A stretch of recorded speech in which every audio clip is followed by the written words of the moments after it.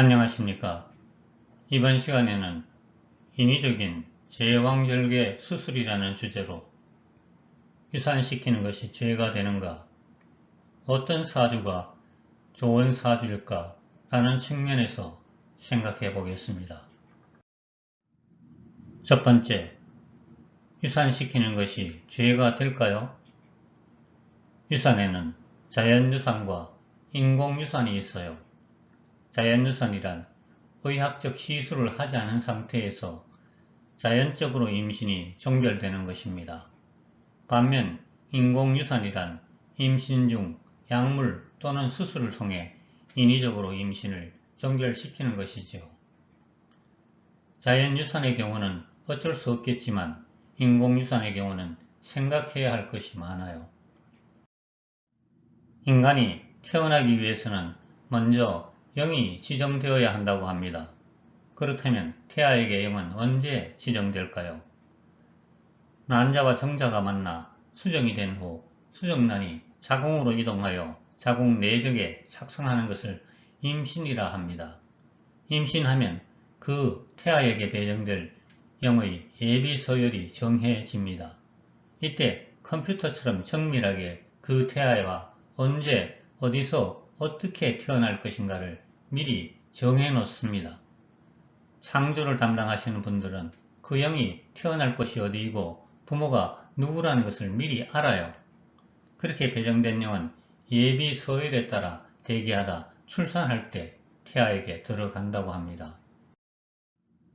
만약 임신 후 사고로 유산하거나 인위적으로 낙태를 하면 어떻게 될까요? 사고로 유산하거나 인위적으로 낙태를 하면 그 영은 태어날 기회를 놓쳤기 때문에 순서가 뒤로 돌려져 비슷한 속성을 가진 다른 부모를 기다려야 합니다. 그 영의 서열이 1번이었는데 사고가 생겨 태어나지 못하면 그 다음번인 2번이 되는 것이 아니라 한참 뒤로 순서가 늦춰집니다. 한번 순서를 놓쳤기 때문에 그 영은 쭉 뒤로 쳐져 대기자 명단에 들어가고 어떤 부모를 선택할지서부터 다시 고려해야 합니다.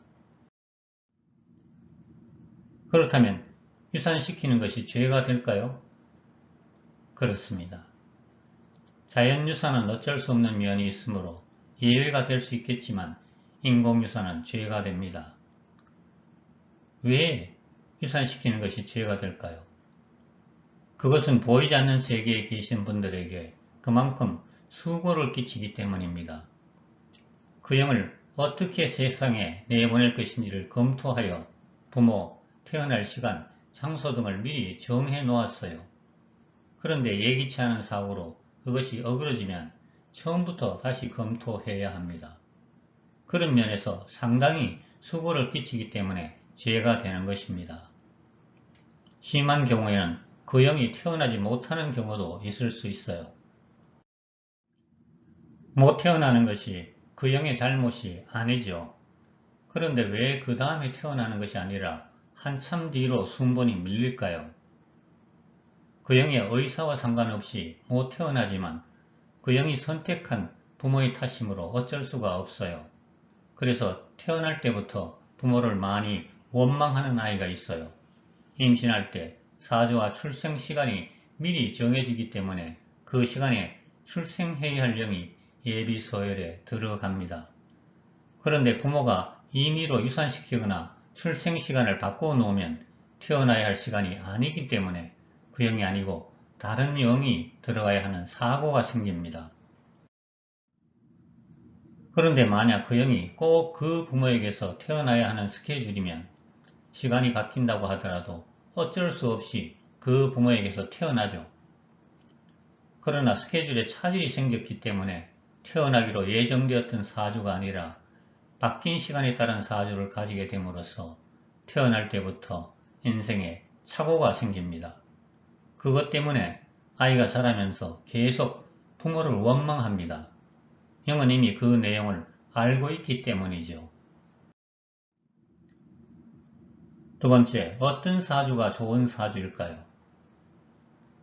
거의 모든 사람이 좋은 사주 가지기를 원합니다. 특히 출산을 앞둔 부모는 아이의 사주가 좋았으면 하는 바람을 가집니다. 그렇다면 과연 어떤 사주를 좋은 사주라고 할 수 있을까요?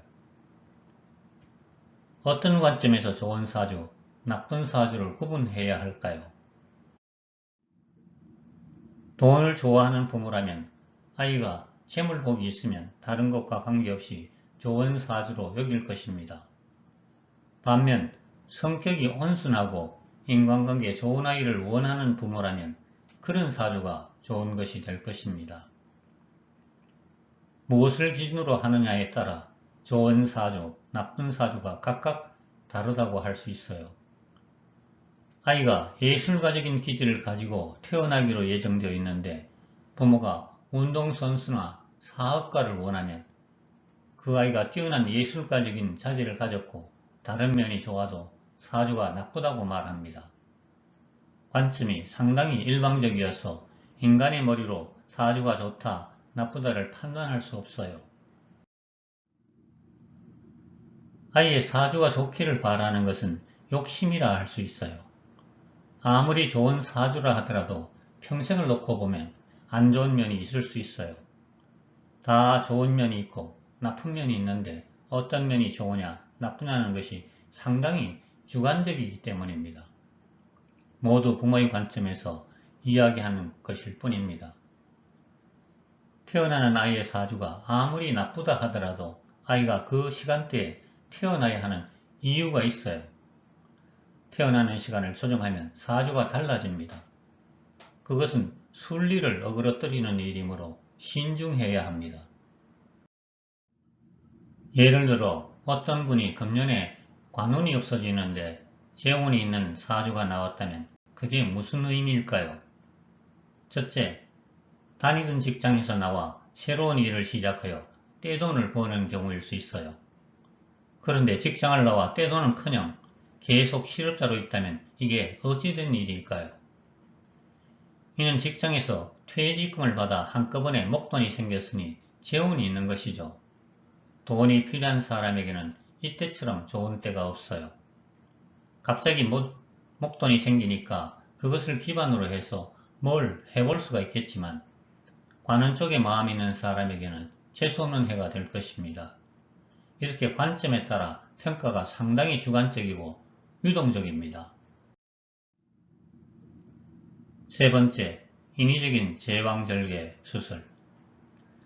좋은 사주를 가지기 위하여 일부러 그 시간에 맞춰서 제왕절개 수술을 하는 사람들이 있어요. 이게 아이에게 어떤 영향을 미칠까요? 예전에는 대부분 자연분만을 했는데 근래 제왕절개 수술을 하는 경우가 많아졌어요. 제왕절개 수술을 하는 경우 태어나는 아이의 사주가 달라지므로 인생도 달라질 수 있어요. 그런데 제왕절개 수술을 하더라도 아이의 사주가 송두리째 바뀌지는 않습니다. 어느 정도 나을 때가 되어야 수술을 하지 7, 8개월 됐는데 터무니없이 빨리 수술하지는 않기 때문이죠. 따라서 사주를 구성하는 연, 월, 일시 중 연과 월은 대개 맞거나 차이가 난다 하더라도 한 달 이내입니다.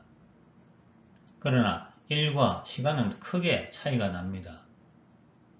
사주 팔자에서 연과 월은 부모의 운세를, 일은 자기의 운세를, 신은 자식의 운세를 나타내지요. 자연분만을 하든 제왕절개를 하건 부모의 운세에는 큰 변화가 없지만 제왕절개로 출생한 아이와 그 아이의 자식 운세는 크게 바뀔 수 있어요. 그렇다고 하더라도 엉뚱하게 180도 다른 운세로 태어난다면 안 되기 때문에 신들이 예정된 날, 예정된 시간에 태어날 수 있도록 조정하여 비슷한 사주가 되도록 노력해요. 정 비슷한 시기에 태어나게 할 수 없으면 예비형들과 바꾸는 경우도 있어요. 그 시간대에 태어날 다른 형과 바꿔치기 하는 것입니다. 따라서 예정된 아이가 아니고 전혀 다른 아이가 태어나는 수가 있어요. 시간대가 많이 바뀌어 어쩔 수 없어 발생하는 사고입니다. 이런 경우 자기가 원치 않는 아이가 배정되는 것이죠. 제왕절개 수술을 받을 날짜와 시간을 받아 그 시간에 맞추어 시술을 하는 경우가 있어요. 날짜와 시간을 받는다는 것은 아이에게 정성을 들이고 노력하는 것이므로 정성을 참작해 주기도 합니다. 그러나 매 상황이 다른 것이므로 일률적으로 말할 수는 없어요. 사주는 인간 마음대로 조정할 수 있는 것이 아닙니다. 아이의 사주를 조정하려는 것은 큰 업이 될 수 있으므로 자연분만이 가장 바람직할 것입니다. 들어주셔서 감사합니다. 다음에는 60년마다 되풀이되는 사주 팔자에 대해 말씀드리도록 하겠습니다.